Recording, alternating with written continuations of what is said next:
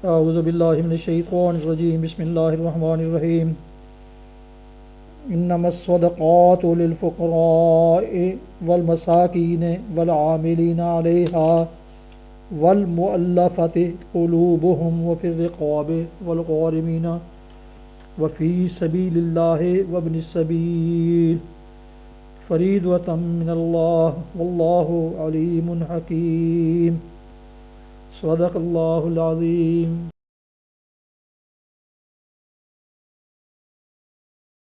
نبی آپ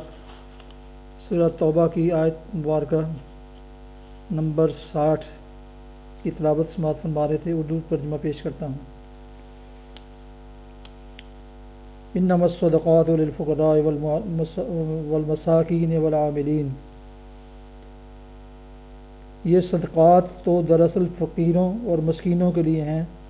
اور ان لوگوں کے لیے جو صدقات کے کام پر مامور ہوں، اور ان کے لیے جن کی تالیف قلب مطلوب ہو، نیز یہ گردنوں کے چھڑانے اور قرض داروں کی مدد کرتے ہیں اور راہ خدا میں اور مسافر نوازی میں استعمال کرنے کے لیے ہیں۔ ایک فریضہ ہے اللہ کی طرف سے، اور اللہ سب کچھ جاننے والا، دانا و بینا ہے۔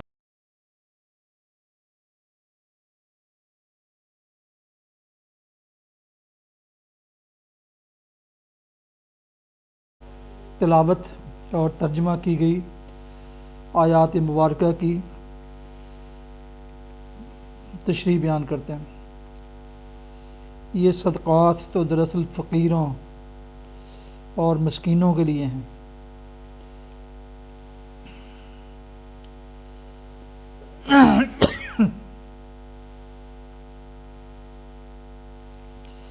فقیر سے مراد ہر وہ شخص ہے جو اپنی معیشت کے لیے دوسروں کی مدد کا محتاج ہو، اور یہ لفظ تمام حاجت مندوں کے لیے عام ہے، خواہ وہ جسمانی نقص یا بڑھاپے کی وجہ سے مستقل طور پر محتاج اعانت ہو گئے ہوں، یا کسی عارضی سبب سے سردست مدد کے محتاج ہوں، اور اگر انہیں سہارا مل جائے تو آگے چل کر خود اپنے پاؤں پر کھڑے ہو سکتے ہوں، مثلا یتیم بچے، بیوہ عورتیں، بے روزگار لوگ، اور وہ لوگ جو وقتی حوادث کے شکار ہو گئے ہوں۔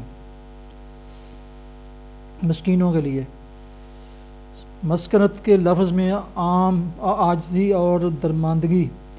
بیچارگی اور ذلت کے مفہومات شامل ہیں۔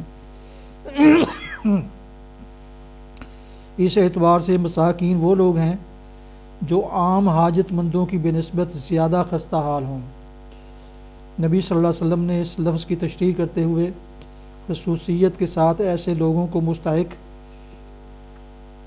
کے امداد ٹھہرایا ہے جو اپنی ضروریات کے مطابق ذرائع نہ پا رہے ہوں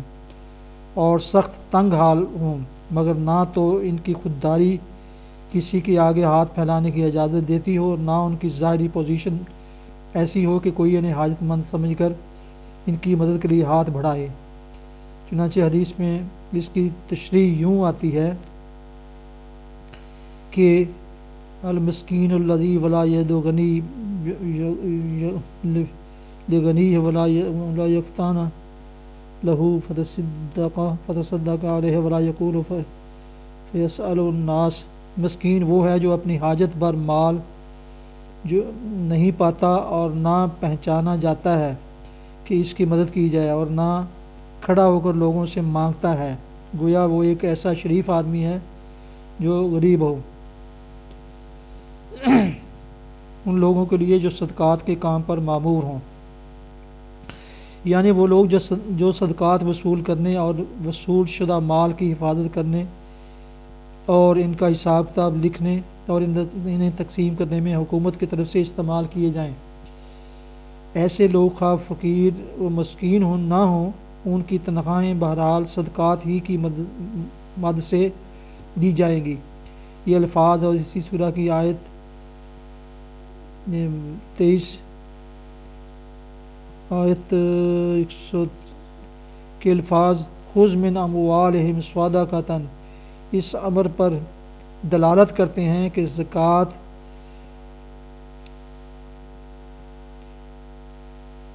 مال تحصیل اور تقسیم اسلامی حکومت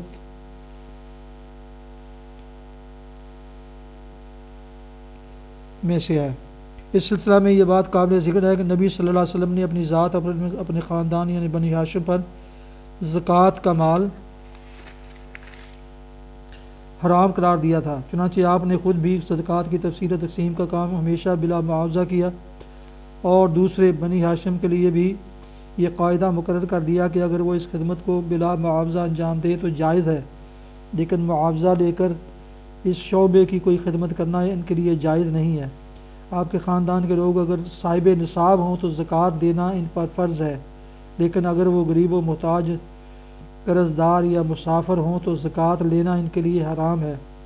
البتہ اس امر میں اختلاف ہے کہ خود بنی ہاشم کی زکوٰۃ بھی بنی ہاشم لے سکتے ہیں فیض عام اور یا نہیں۔ امام ابو یوسف کی رائے یہ ہے کہ لے سکتے ہیں، لیکن اکثر فقہا اس کو بھی جائز نہیں رکھتے۔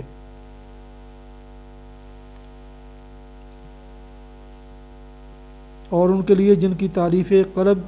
مطلوب ہو۔ تعریف قلب کے معنی ہیں دل موہنا۔ اس حکم سے مقصود یہ ہے کہ جو لوگ اسلام کی مخالفت میں سرگرم ہوں اور مال دے کر ان کے جوش عداوت کو ٹھنڈا کیا جا سکتا ہو، یا جو لوگ کفار کے کیمپ میں ایسے ہوں کہ اگر مال سے انہیں توڑا جائے تو ٹوٹ کر مسلمانوں کے مددگار بن سکتے ہیں، یا جو لوگ نئے نئے اسلام میں داخل ہوئے ہوں اور ان کی سابقہ عداوت یا ان کی کارروائیوں سے ان کی کمزوریوں کو دیکھتے ہوئے اندیشہ ہو کہ اگر مال سے ان کی اطاعت نہ کی گئی تو پھر کفر کی طرف لوٹ جائیں گے، ایسے لوگوں کو مستقل وظائف یا وقتی عطیے دے کر اسلام کا حامی و مددگار یا مطیع و فرمان بردار یا کم از کم بے ضرر دشمن بنا لیا جائے۔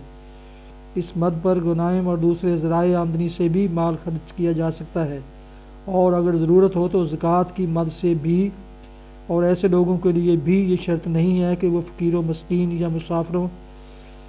ہوں، تب ہی ان کی مدد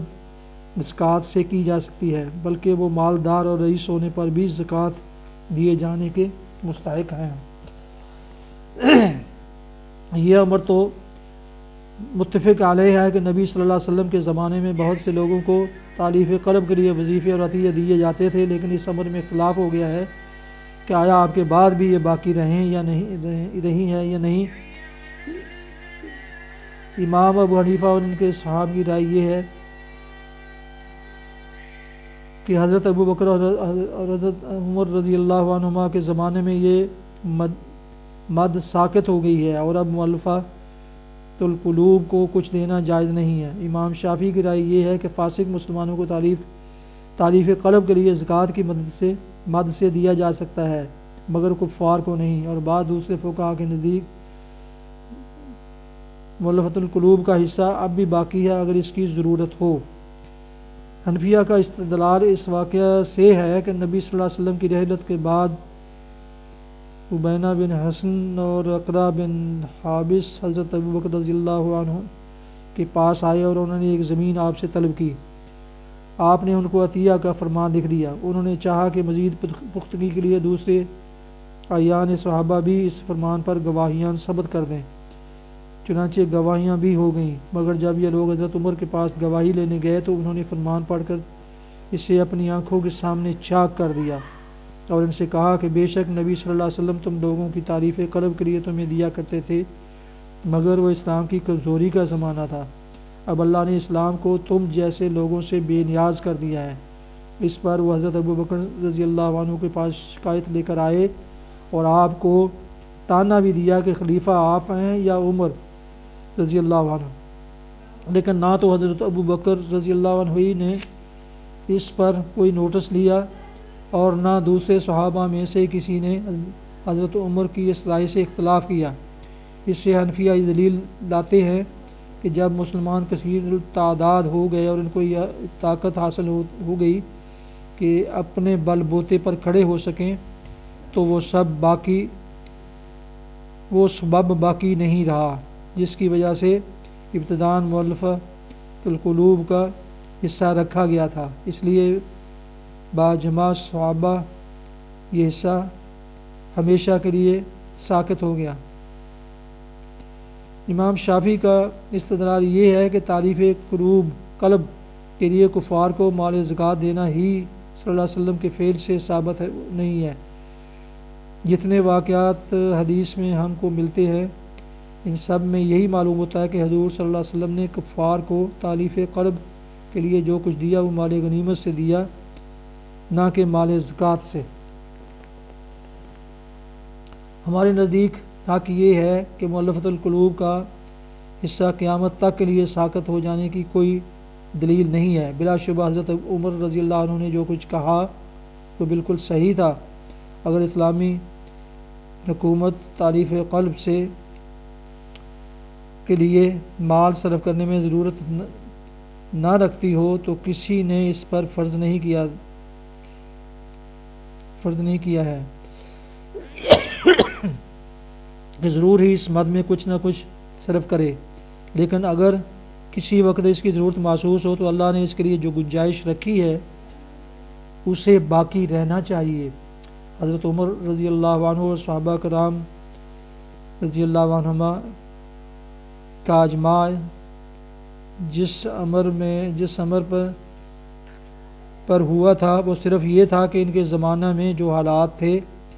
ان میں تالیف قلب کے لیے کسی کو کچھ دینے کی وہ حضرات ضرورت محسوس نہ کرتے تھے۔ اس سے یہ نتیجہ نکالنے کی کوئی معقول وجہ نہیں ہے کہ صحابہ رضی اللہ عنہ کے اجماع نے اس مد کو قیامت تک کے لیے ساقط کر دیا جو قرآن میں بعض اہم مصالح دینی کے لیے رکھی گئی تھی۔ رہی امام شافعی کی رائے تو اس حد تک تو صحیح معلوم ہوتی ہے کہ جب حکومت کے پاس دوسری مدات آمدنی سے کافی مال موجود ہو تو اسے تالیف قلب کی مد پر زکوٰۃ کا مال صرف نہ کرنا چاہیے، لیکن جب زکوٰۃ کے مال سے اس کام میں مدد لینے کی ضرورت پیش آ جائے تو پھر یہ تفریق کرنے کی کوئی وجہ نہیں کہ فاسقوں پر اسے صرف کیا جائے اور کافروں پر نہ کیا جائے، اس لیے کہ قرآن میں مؤلفۃ القلوب کا جو حصہ رکھا گیا ہے وہ ان کے دعوائے ایمان کی بنا پر نہیں ہے، بلکہ اس بنا پر ہے کہ اسلام کو اپنے مصالح کے لیے ان کی تالیف قلب مطلوب ہے، اور وہ اس قسم کے لوگ ہیں کہ ان کی تالیف قلب صرف مال ہی کے ذریعے سے ہو سکتی ہے۔ یہ حاجت اور صفت جہاں بھی مستحق ہوں وہاں امام مسلمین بشرط ضرورت کا زکوٰۃ کا مال صرف کرنے کا مضروع قرآن مجاز ہے۔ نبی صلی اللہ علیہ وسلم نے اگر اس مد سے کفار کو کچھ نہیں دیا تو اس کی وجہ یہ تھی کہ آپ کے پاس دوسری مدات کا مال موجود تھا، ورنہ اگر آپ کے نزدیک کفار پر اس مد کا مال صرف کرنا جائز نہ ہوتا تو آپ اس کی تشریح فرماتے۔ اور قرض داروں کی مدد کرنے میں گردنیں چھڑانے سے مراد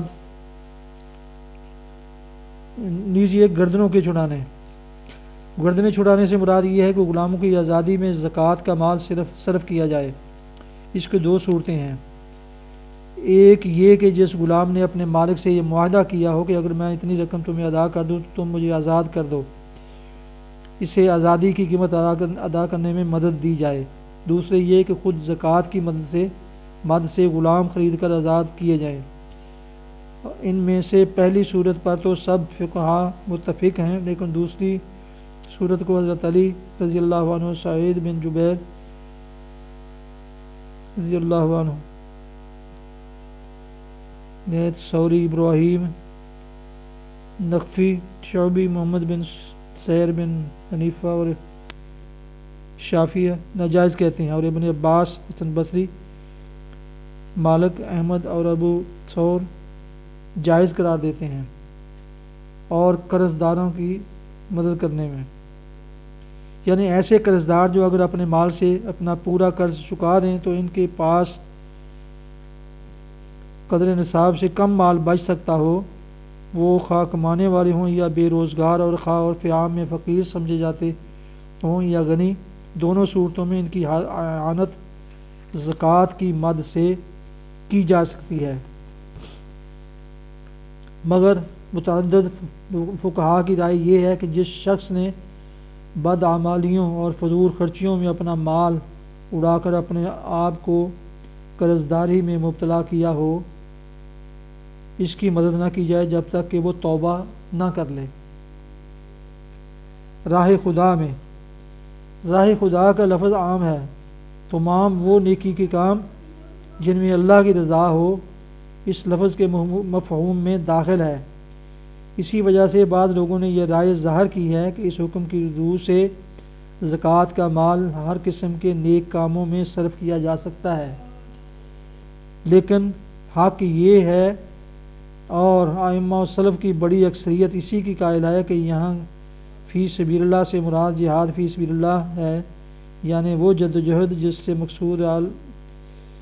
نظام کفر کو مٹانا اور اس کی جگہ نظام اسلامی کو قائم کرنا ہو۔ جو اس جدوجہد میں جو لوگ کام کریں، ان کو سفر خرچ کے لیے، سواری کے لیے، آلات و اسلحہ اور سر و سامان کی فراہمی کے لیے زکوٰۃ سے مدد دی جا سکتی ہے، خواہ وہ بجائے خود کھاتے پیتے لوگ ہوں اور اپنی ذاتی ضروریات کے لیے اس کو مدد کی ضرورت نہ ہو۔ اسی طرح جو لوگ رضاکارانہ اپنی خدمات اور اپنا تمام وقت عارضی طور پر یا مستقل طور پر اس کام کے لیے دے دیں، ان کی ضروریات پوری کرنے کے لیے بھی زکوٰۃ سے وقتی یا استمراری رعایتیں دی جا سکتی ہیں۔ یہاں یہ بات اور سمجھ لینی چاہیے کہ ائمہ سلف کے کلام میں بالعموم اس موقع پر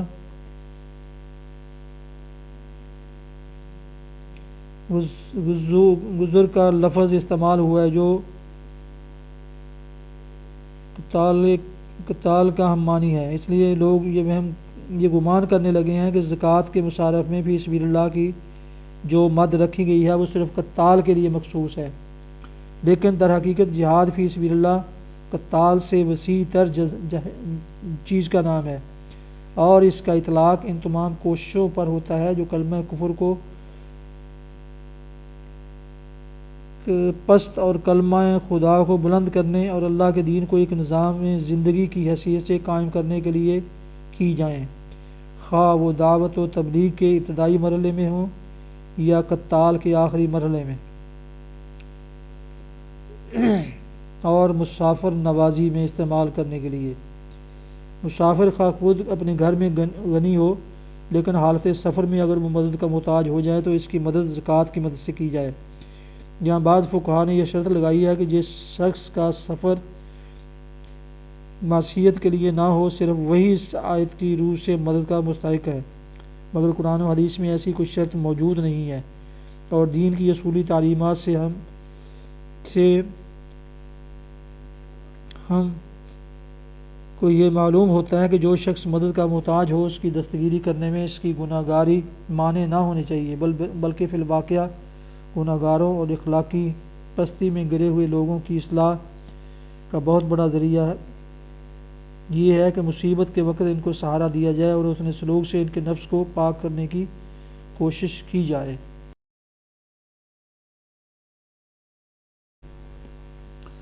حدیث مبارکہ، حضرت ابو ہریرہ رضی اللہ عنہ سے روایت ہے، رسول اللہ صلی اللہ علیہ وسلم نے فرمایا، تم میری قبر کو عید یعنی میلہ گاہ مت بناؤ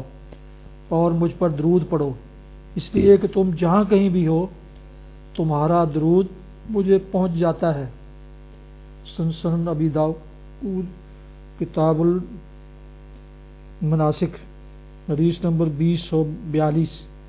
فوائد۔ عید مت بناؤ کا مطلب عید کی طرح میری قبر پر اجتماع نہ کرو، جیسے بدقسمتی سے ایک بدعت پسند گروہ بزرگوں کی قبروں پر سالانہ میلوں ٹھیلوں کو بہت اچھا سمجھتا ہے، حالانکہ جب نبی صلی اللہ علیہ وسلم نے اپنی قبر مبارک پر جمگٹا کرنے کو پسند نہیں فرمایا ہے، تو کسی اور کی قبر پر سالانہ عرس کے نام پر لوگوں کا اجتماع کس طرح جائز ہو سکتا ہے؟ بعض لوگ اس حدیث میں معنوی تحریف کرتے ہیں اور کہتے ہیں کہ اس کا مطلب ہے کہ تم عید کی طرح میری قبر پر نہ آیا کرو، بلکہ جلدی جلدی اور ہر وقت آیا کرو۔ حالانکہ اس کا اصل مفہوم وہی ہے جو ہم نے پہلے بیان کیا ہے کہ میری قبر پر جمع ہونے کی ضرورت نہیں ہے، جیسے تم عید کے موقع پر جمع ہوتے ہو۔ اگلے جملے سے اسی مفہوم کی تائید ہوتی ہے۔ جمع ہونے کی ضرورت اس لیے نہیں ہے کہ تم جہاں کہیں سے بھی درود پڑھو گے مجھے فرشتوں کے ذریعے سے پہنچ جائے گا۔ نبی کریم صلی اللہ علیہ وسلم کی قبر مبارک کی زیارت کا شوق ہر مسلمان کو ہوتا ہے اور اس کے استحباب میں بھی کوئی شک نہیں ہے، لیکن صرف قبر کی زیارت یا وہاں جا کر درود پڑھنے کی نیت سے سفر کرنے کی ضرورت نہیں ہے، بلکہ مدینہ جاتے وقت اصل نیت مسجد نبوی کی زیارت ہونی چاہیے۔ مسجد نبوی کی زیارت میں ہی روضہ مبارک کی زیارت بھی بالتبع آ جائے گی، اور یہی اس حدیث اور حدیث سے لا تشدد الرجال لا فی ثلاثۃ مساجد کا مفاد و مطلب ہے۔